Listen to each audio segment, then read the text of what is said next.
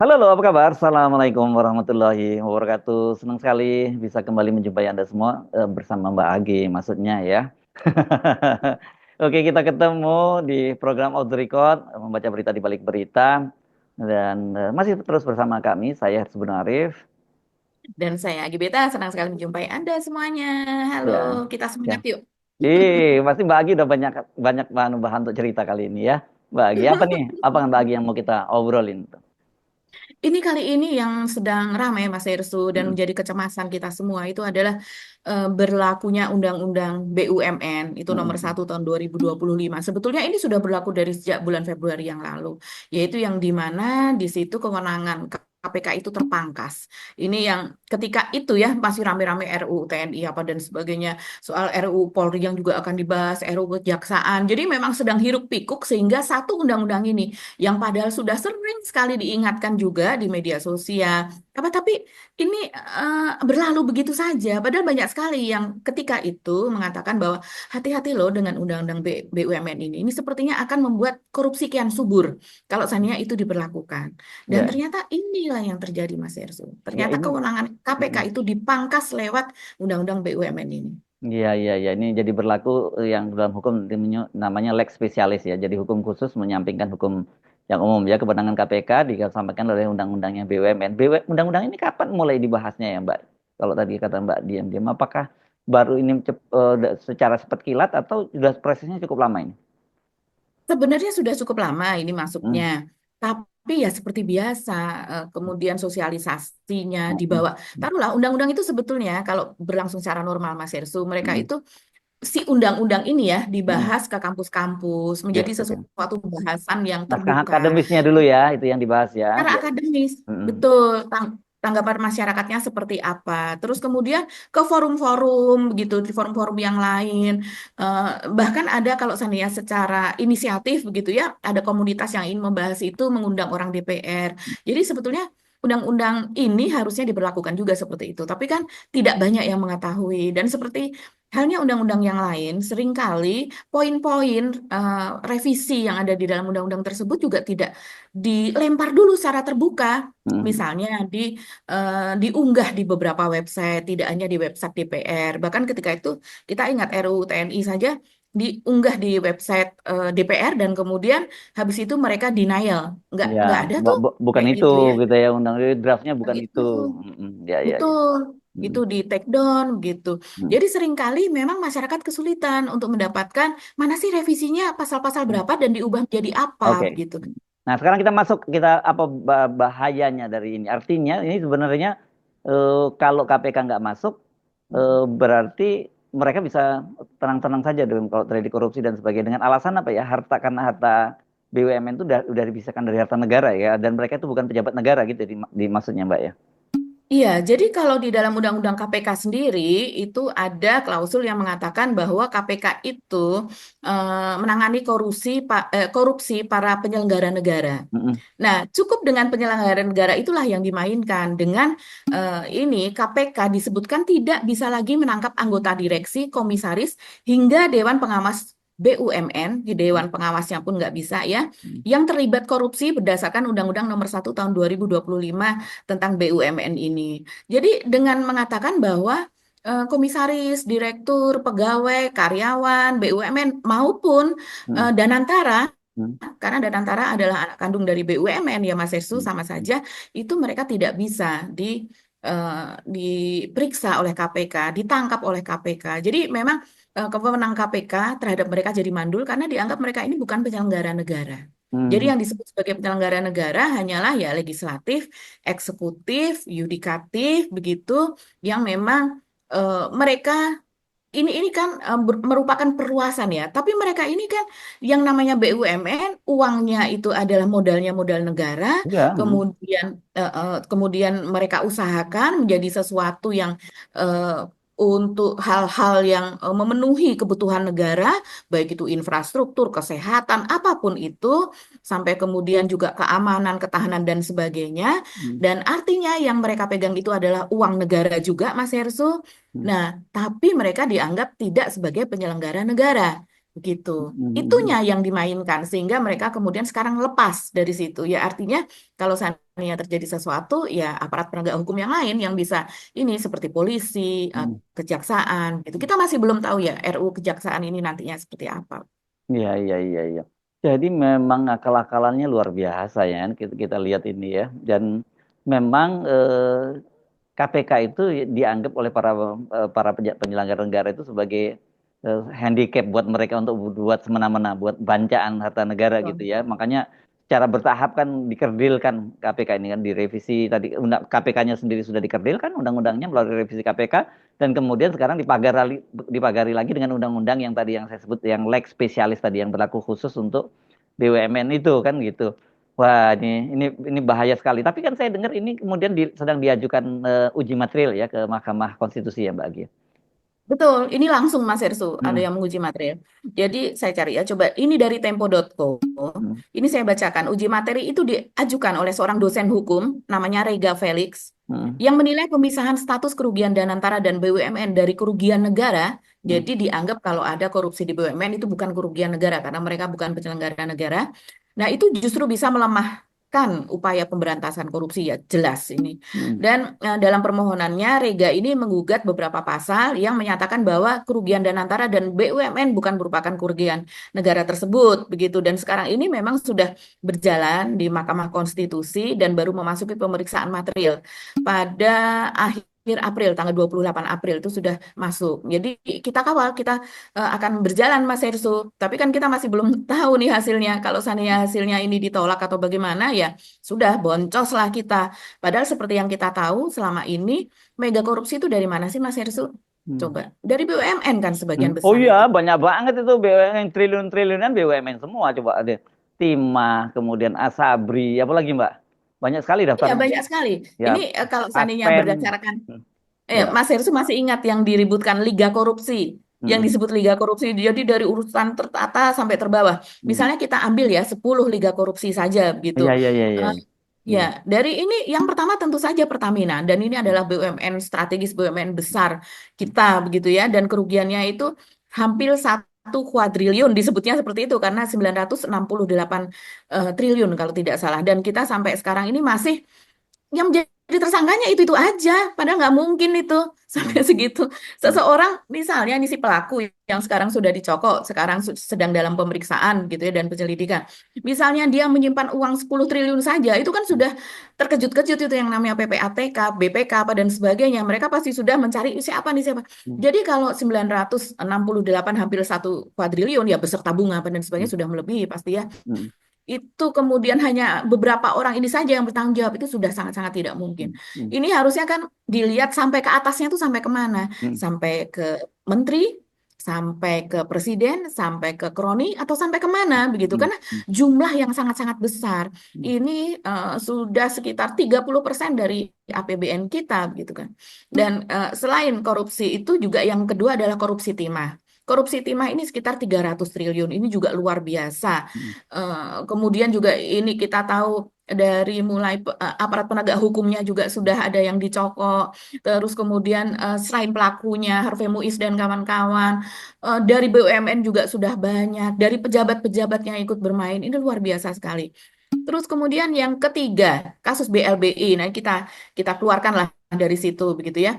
Empat, itu nih penyerobotan lahan PT Duta Palma Group. Ya, ini menyangkut pemerintahan di daerah tersebut begitu. Terus kemudian kasus PT TPPI. TPPI ini singkatan dari PT Trans Pacific Petrochemical Indotama atau TPPI. Nah, siapakah ini? Mungkin kalau orang, oh itu bukan BUMN. Ini sebenarnya BUMN, Mas Hersul. hmm, Jadi secara teknis dianggap bagian dari BUMN karena saham mayoritasnya itu dipegang oleh Pertamina. hmm, Jadi kan itu merupakan apa namanya bagian dari Pertamina begitu. Nah ini juga menjadi nomor 5 dalam liga korupsi dengan nilai kerugian 37,8 triliun. hmm, Luar biasa. Dari tadi itu udah BUMN BUMN terus. Belum lagi korupsi PT Asabri hmm, 22,7 triliun. hmm, Ini adalah BUMN yang apa namanya yang mengelola pensiunan uang dari TNI, Polri ketika itu ya, ketika masih ABRI, BUMN lama ini. Kemudian PT Jiwasraya, ya kita tahu ini adalah asuransi jiwa milik pemerintah, ini BUMN besar. Kerugiannya 16,8 triliun. Tadi Asabri 22,7 triliun. BUMN terus ini. Kemudian PT izin ekspor minyak sawit. Nah, kalau ini kita tahu lah siapa ya di Ya. zaman Pak Jokowi itu menteri-menterinya yang sudah Hmm, diperiksa. hmm. Kemudian korupsi pengadaan pesawat Garuda Indonesia. Ya udah jelas. BUMN Ini nggak juga. selesai-selesai. Aduh, boncos terus ini Garuda ini. Ini BUMN penerbangan kita, transportasi udara kita. Kemudian korupsi PT BTS yang nomor 10. Nah, dari korupsi BTS maksudnya yang ketika itu melibatkan Menteri Komunikasi kita ya, Joni Plate. Nah, Hmm, dari 10 saja itu hanya 3 yang bukan dilakukan oleh BUMN, Mas Erso. Ya, ya, ya, ya. Jadi yang betul-betul maksudnya dilakukan oleh kementerian gitu, dilakukan berdasarkan kong kali kong dengan pejabat daerah setempat, pemerintah daerah setempat begitu. Ya, Yang tiganya satu lagi duitnya yang paling BLBT. gede memang di BUMN, Mbak, yang paling gede kan duitnya ya. Betul, betul. Nah, ini dengan yang seperti ini, kok bisa ya? Padahal semangat KPK itu kan didirikan adalah itu untuk korupsi yang ada di APH, korupsi yang ada di Kejaksaan, yang ada di Kementerian, yang ada di Mahkamah Agung, terus kemudian korupsi yang ada di penyelenggara negara, gitu, dan dibentuk badan khusus, gedung khusus dengan jumlah pegawai ratusan, mungkin sekarang sudah ribuan para tenaga ahli apa dan sebagainya mendapatkan dana khusus ketika itu semangatnya kan seperti itu. Kok sekarang Hmm. bisa dikebiri seperti ini? Bahkan, oh ya, ketua KPK kan juga masuk ke dalam pengurus itu, tim pengawas ya Mas Yesu. Masuk ke Ya, tim pengawas dari Danantara. ya nggak Nah akan ini dia udah ngawasin betul gimana. pemboncos. Iya, ya kacau. Udah kacau balau itu dan ini. Oke. Ya, saya kira ini Aduh. betul-betul harus harus dikawal dan kalau perlu ini jangan hanya satu orang nih yang mengajukan judicial review, Mbak. Mesti ada yang rame-rame itu. Ya, ada Mhm, kelompok gitu, mhm. hanya ada perorangan, ada kelompok yang harus mengajukan gitu dan karena nanti misalnya bisa dipelajari tuh yang dalilnya apa, yang kira lubangnya di mana dan sebagainya, mesti para ahli hukum ini mesti terlibat dalam soal ini karena ini sangat serius sekali.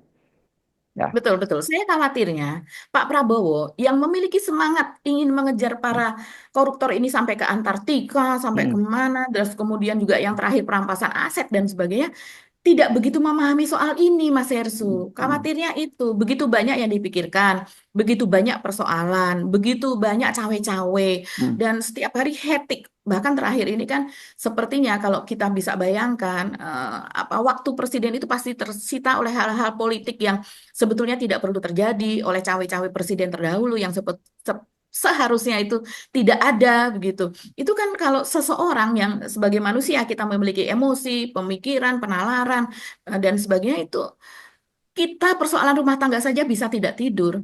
Hmm. Apalagi ini persoalan yang seperti itu. Dan sebetulnya ada hal yang lebih penting, yaitu seperti ini nih, hal-hal Hmm. BUMN dan Danantara yang kemudian wewenang KPK ini dipangkas begitu. Itu kan harusnya justru itu yang ditangani oleh Pak Prabowo. Sudah Ya. mengerti nggak beliau ini begitu? Jangan-jangan malah ini ditutupi ke Pak Prabowo begitu, Mas Hmm. Hersu.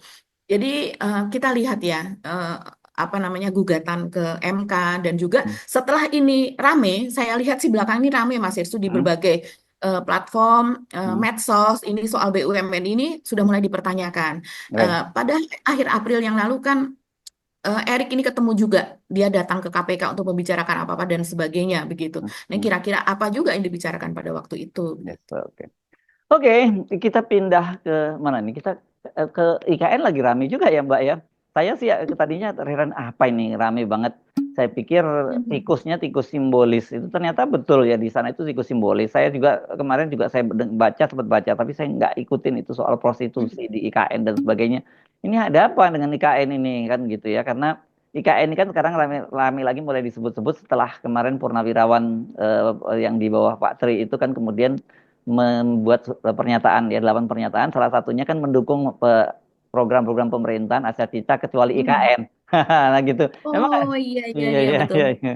Nah ini apa Betul yang betul. terjadi dengan IKN kita bukan IKN kita ya IKN-nya Jokowi ini Pak gitu. Iya, jadi IKN ini saya lihat sih sebetulnya beritanya sudah mulai marak sekitar sebulan yang lalu, Mas Ersu. Tapi Hmm. ternyata makin ke sini makin rame. Juga dimuat di medsos dan Hmm. sebetulnya juga sudah ada soal prostitusi ini sebetulnya yang ada di Hmm. IKN. kita tidak menyangka ya bahwa ternyata yang paling tertarik untuk lebih dulu datang ke sana malah justru Prostitusi, para pelaku. prostitut itu ya, gitu, para tuna Iya, wanita para tunggal. penyedia jasa prostitusi tersebut, para wanita-wanita yang mencari apa namanya, mencari uang dengan cara menjual diri tersebut. Dia ini Jadi ya pekerja ya sasarannya sementara ini ya Mbak ya.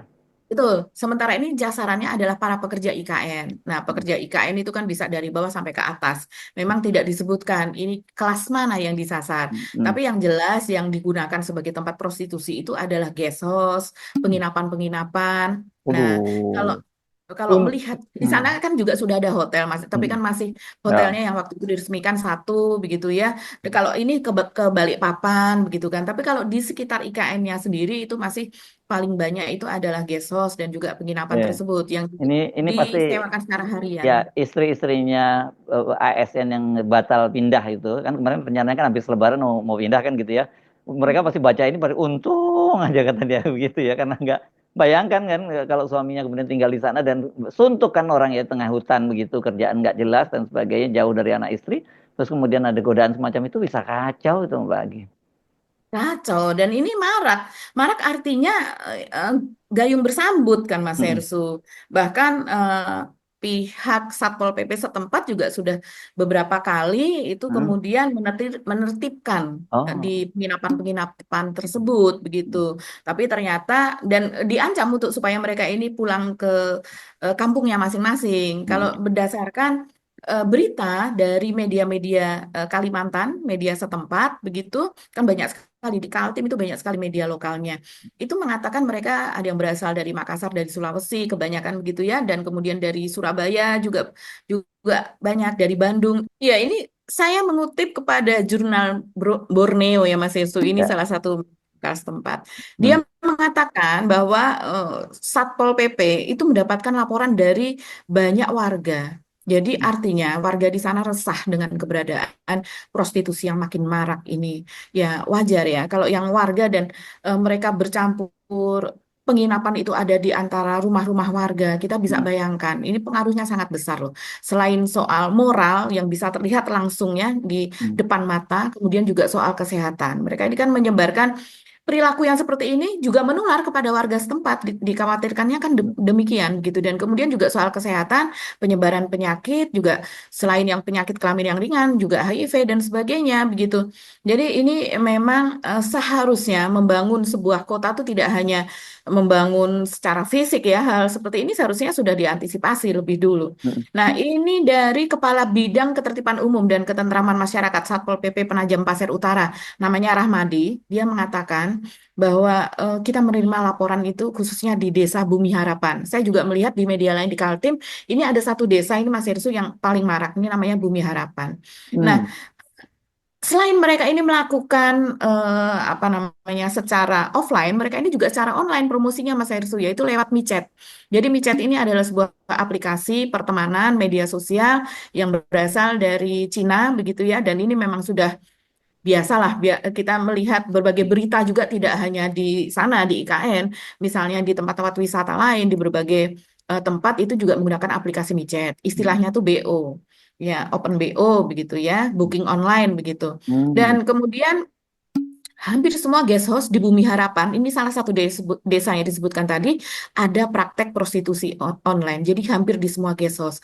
Kita sudah 2 kali melakukan penggerbekan. Waduh, masih banyak yang muncul di aplikasi dengan berbagai tarif. Ini sangat mengkhawatirkan. Disebutkan tarifnya sekitar 300 hingga 500 kali transaksi. Dan ini yang mengejutkan. Dan dalam sehari bisa melayani beberapa pelanggan. Ini luar biasa kalau disebutkan seperti ini. Terus Karena kita konsumennya disebut nggak itu siapa Mbak? konsumennya adalah para pekerja IKN. Sebagian besar seperti itu, Mas Hmm. Irsu. Makanya ada di Hmm. Gesos, ada di penginapan-penginapan karena mereka bukan warga lokal. Ini Oh, yang disasar, yang dituju. Itu mereka pekerja IKN ini kan ada jadi yang pekerja jadi musiman.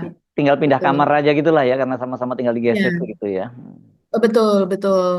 Nah, ini eh, apa ya? Kalau sudah disebutkan seperti ini, artinya, mohon maaf ya, ini kan ibarat dagang, ibarat jasa, begitu. Kalau seandainya satu orang bisa melayani beberapa orang, begitu dalam sehari, artinya lahan ini masih luas. Ini yang makin dikhawatirkan kan? Ini akan menimbulkan eh, makin berdatangan itu para penyedia jasa prostitusi karena Hmm. merasa bahwa di sana bisnisnya itu masih masa depannya masih cukup panjang gitu, masih cukup luas gitu kan. Hmm. Ini kalau kita melihat ini promosi yang sangat buruk buat IKN. Sudah Hmm. jelas.